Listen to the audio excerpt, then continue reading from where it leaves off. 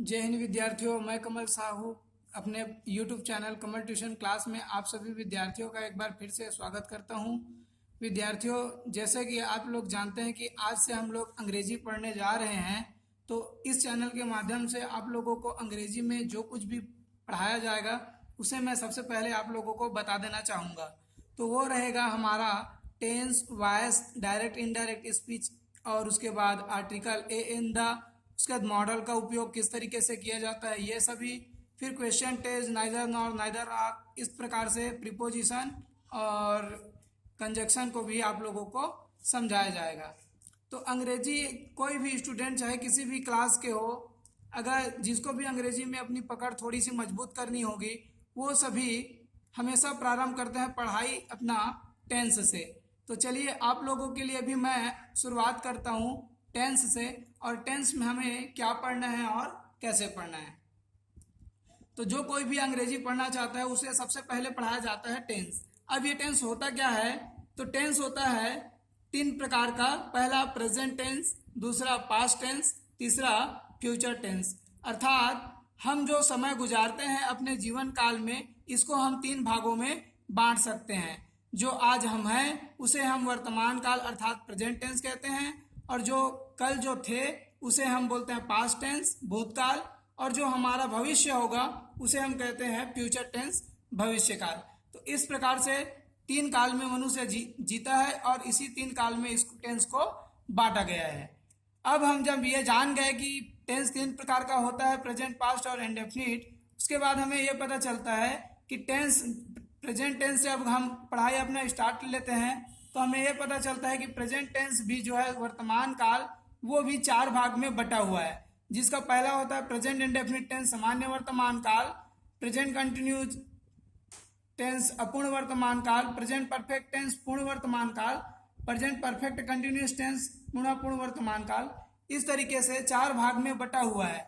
और आगे जब हम पढ़ेंगे पास्ट टेंस को, तो पास्ट टेंस का भी हमें इसी प्रकार से चार भाग हमको दिखाई देगा, और वैसे ही फ्यूचर टेंस में भी हमें चार भाग इसी प्रकार से दिखाई देगा।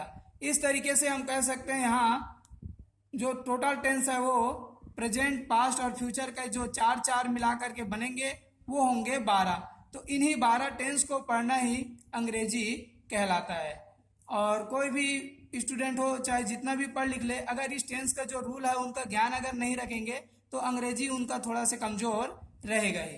तो चलिए देखते हैं, अगर हमें टेंस पढ़ना है तो उससे पहले हमें क्या जानना चाहिए। अब चूंकि मैं अपना ट्यूशन क्लास जो है वो कक्षा 6वीं के बच्चे को समझ में आ जाए इस अंदाज में चलाता हूँ, इसीलिए सारे चीज़ों को उनके लिए मैं लिख करके रखा हुआ हूँ जो इस सभी चीज़ों को नहीं जानते। जैसे एक इसमें बात चलता है पूरा अंग्रेजी हमारा टेंस में सब्जेक्ट, वर्ब और ऑब्जेक्ट के बीच में। तो इसमें हमें जानना चाहिए कि किसको सब्जेक्ट कहते हैं, किसको वर्ब कहते हैं, किसको ऑब्जेक्ट कहते हैं।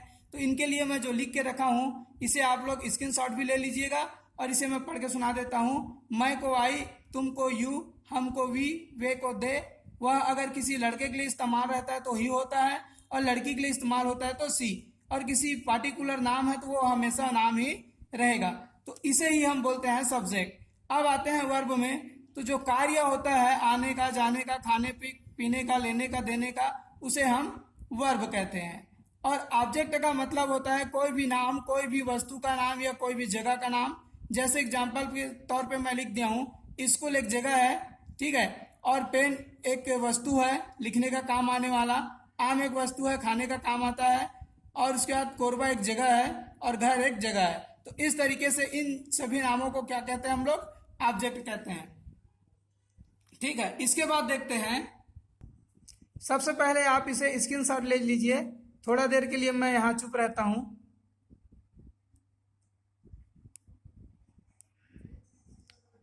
ये हमारा वर्ब है, और यहाँ से वर्ब हम लोग तीन फॉर्म में लिखे हुए हैं, जिसे आप लोग याद कीजिएगा। अगर जिसे याद होगा उसके लिए बहुत अच्छी बात है, वेरी गुड। अगर छोटे बच्चे हैं और याद नहीं कर पाए तो प्लीज़ इतना याद कर लीजिए। थोड़ा से आप लोग जान के आगे बढ़ेंगे तो हमको पढ़ाने में अच्छा लगेगा। इसे भी स्क्रीनशॉट ले लीजिए। ये हमारा सब्जेक्ट है। सब्जेक्ट क्या क्या होता है, जैसे मैं वीडियो पिछले थोड़ा देर पहले बता रहा था, मैं, तुम, हम, वे सब। तो ये किनके लिए प्रयोग होता है और इनका अंग्रेजी क्या होता है? जो नहीं जानते हैं उनको याद करने के लिए है, इसके बाद ही आप लोगों को पढ़ाया जाता है। और जो कोई भी वीडियो देख रहे होंगे जिनको अंग्रेजी समझ आएगा, तो ये सभी जो ऑब्जेक्ट है यहाँ बस दिखाई दे रहा है, इसको आप लोग याद कर लीजिए अगर नहीं किए हैं तो, और अगर कर लिए हैं तो उनके लिए वेरी गुड।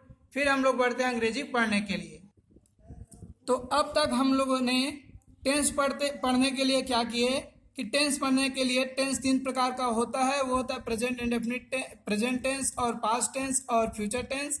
उसके बाद प्रेजेंट टेंस को जैसे ही हम पढ़ना स्टार्ट किए थे तो हमें प्राप्त हुआ था कि प्रेजेंट टेंस 4 भाग में बटा हुआ था, इंडेफिनिट, कंटिन्यूज, परफेक्ट और परफेक्ट कंटिन्यूज के लिए। तो हमने डिसाइड किया था कि टेंस पढ़ने के लिए सबसे पहले प्रेजेंट इंडेफिनिट टेंस को पढ़ा जाएगा। तो जब प्रेजेंट इंडेफिनिट टेंस को पढ़ा जाएगा तो उससे पहले हमें सब्जेक्ट, वर्ब और ऑब्जेक्ट क्या होता है इसे जानना बहुत जरूरी था। यही कारण था कि आप लोगों को सब्जेक्ट, वर्ब और ऑब्जेक्ट का स्क्रीनशॉट लेने के लिए बोला गया है। अगर आप लोग ऐसे विद्यार्थी हैं जो जरा भी इनमें से नहीं जानते तो प्लीज़ इसको याद कीजिएगा। आप लोगों को इस चैनल के माध्यम से एक शुरुआत मिल रहा है अंग्रेजी का, जिसको आप लोग सीखते जाएंगे तो आगे चल के आप लोगों को अंग्रेजी में किसी भी प्रकार का कोई कठिनाई का सामना करना नहीं पड़ेगा। मैं आप लोगों के लिए होमवर्क भी लेते चलूंगा, 10-15 होमवर्क आप लोगों को मिलेगा जिसका समाधान भी मैं आप लोगों को दिखाते जाऊंगा। तो चलिए शुरुआत करते हैं। हमें मालूम पड़ गया कि हम लोग प्रेजेंट इंडेफिनिट टेंस से ही पढ़ाई अपना स्टार्ट करेंगे। टोटल होता है 12 टेंस उनमें से। तो सबसे पहले हमने प्रेजेंट इंडेफिनिट टेंस लिखा, और इस टेंस को जब जानते हैं कि यह सामान्य वर्तमान काल होता है तो इसे हम पहचानते कैसे हैं? इसे हम पहचानते हैं जब हम देखते हैं कि इस टेंस के वाक्यों के अंत में ता है, ती है, ते है आदि रहते हैं, तब हम जान पाते हैं कि ये हमारा प्रेजेंट इंडेफिनिट टेंस है। अब जब हम जान गए कि हमारा प्रेजेंट इंडेफिनिट टेंस है तो इसको बनाने का कोई नियम और कानून तो होगा, अर्थात इसको हिंदी से इंग्लिश में ट्रांसलेट करने का कोई ना कोई नियम या कानून होगा। तो नियम ये कहता है इस टेंस के वाक्यों को अंग्रेजी में अनुवाद करने के लिए V1 का प्रयोग करते हैं। जैसे कि मैं आप लोगों को वर्ब का तीनों फॉर्म जो स्क्रीनशॉट लेने के लिए बोला था, वहीं से हम उठा लेंगे V1 को, ठीक है। उसके बाद तथा ए से यस का प्रयोग करते हैं। तो ये ए से यस का प्रयोग कहाँ होता है उसको हम लोग लिख लेते हैं। ये होता है हमारा ही, शी, इट, नेम के साथ होता है ए से यस का प्रयोग, और इसे बनाने का एक क्रम होता है, ऑर्डर होता है। सबसे पहले हमें सब्जेक्ट लिखना है, उसके बाद वर्ब लिखना है। वर्ब का फर्स्ट फॉर्म या फिर 5वां फॉर्म हमारे सामने आ सकता है, और उसके बाद होता है ये ऑब्जेक्ट। अगर आप लोग ये जान रहे हो, ये जानना चाहते हैं कि अगर वर्ब का 5वां फॉर्म क्या है, 3 फॉर्म हमें समझाया गया है, तो वर्ब का first form, second form, third form, fourth form, 5 form लिख करके मैं आप लोगों को समझा रहा हूँ। जैसे हम लोग जानते हैं कि गो का ये फर्स्ट फॉर्म है, वेंट सेकेंड फॉर्म है, गॉन थर्ड फॉर्म है, तो जो गोइंग आईएनजी वाला फॉर्म आएगा वो हमारा फोर्थ फॉर्म कहलाता है। और एस ई एस जैसे इसमें दिखाई दे रहा है लगने के लिए ही, सीट, नेम के साथ, ऐसा स्थिति हमारा V5 मतलब 5वां फॉर्म कहलाता है। तो आप लोगों को इस प्रेजेंट इंडेफिनिट टेंस का नियम समझ में आ गया होगा, क्रम समझ में आ गया होगा। अगर आप लोग सब्जेक्ट किसे कहते हैं, वर्ब किसे कहते हैं, ऑब्जेक्ट किसे कहते हैं, अभी तक जो मैं समझाया हूँ उसको समझ पाए हैं, तो आराम से इन सभी प्रश्नों का जिसके अंत में हमें ता हूँ, ता है, ते हो, ती हो, इस तरीके के जो भी बात चलता है उसका आंसर देना आप लोगों को आ जाएगा। तो चलिए मैं ही दे देता हूँ आंसर। हमें ऐसे हिंदी का अंग्रेजी अनुवाद करने के लिए क्या कहा गया है कि सबसे पहले सब्जेक्ट को लिखिए। तो सब्जेक्ट हमारा यहाँ पास मैं आम खाता हूँ, मैं आई सब्जेक्ट है, और उसके बाद खाने का जो काम चलता है वो होता है वर्ब। तो वर्ब है खाना मतलब ईट, और ऑब्जेक्ट है आम अर्थात मैंगो, MANGO मैंगो। इस तरीके से उसका अंग्रेजी हम लोग बना सकते हैं। वह गीत गाता है, लड़के के लिए इस्तेमाल किया गया है वह शब्द इसलिए लगता है यहाँ पास ही। अब ही के साथ में जो गाता है गाना का होता है सिंग, SING सिंग। सिंग मतलब कोई भी आदमी गा रहा है, गाने का कार्य, इसके साथ लग जाएगा S, तो ये हो जाएगा सिंग्स। ही सिंग्स क्या चीज, तो सॉन्ग, SONG सॉन्ग। इस प्रकार से बनता है हमारा अंग्रेजी। तुम पुस्तक पढ़ते हो, तुम को बोला जाता है यू। सब्जेक्ट हुआ हमारा, पढ़ने का काम चल रहा है तो आएगा रेड। ऑब्जेक्ट है पुस्तक, जिसको बोला जाता है इंग्लिश में बुक। तो इस तरीके से बनाते चलेंगे। हमारा ये हिंदी से अंग्रेजी बदलने का जो ट्रांसलेट करने का विधि है, हमेशा ये काम आएगा सब्जेक्ट वर्ब और ऑब्जेक्ट के रूप में बदलना, जैसे कि आप लोगों को रूल यहाँ पर दिखाया जा रहा है।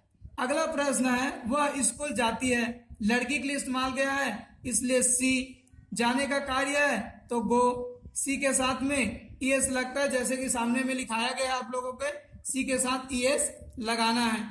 इस तरीके से लगाते चले और उसके बाद स्कूल है ऑब्जेक्ट तो स्कूल लिख दिए लास्ट में। और ये हर वाक्य के अंत में इस प्रकार से फुल स्टॉप लगाना हिंदी में पूर्ण विराम लगाने के जैसा होता है, जिसका भी पालन आप सभी विद्यार्थी जरूर करें।